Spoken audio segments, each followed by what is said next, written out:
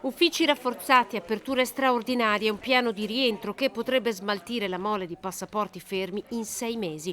La questura di Padova, per gestire gli oltre 40.000 passaporti in attesa di essere rilasciati, sta valutando il coinvolgimento anche delle agenzie di viaggio.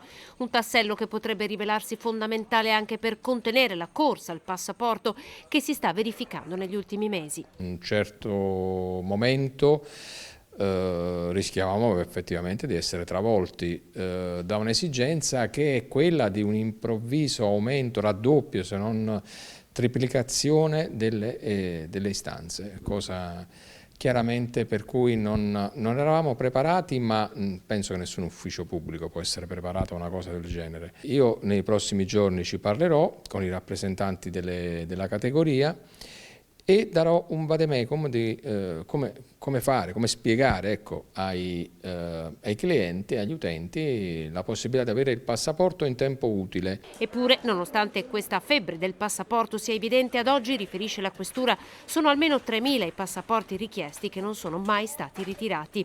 Oltre alle 2 utenze attivate alla mail, potrebbe essere creato un nuovo canale con le agenzie di viaggio. E poi sto pensando anche a un canale proprio diretto, riservato solo alle agenzie, che potrà essere probabilmente una PEC, riservata alle agenzie per rappresentarci i casi che hanno una urgenza particolare. Non ci sarà nessuno che non viaggerà perché non avrà il passaporto.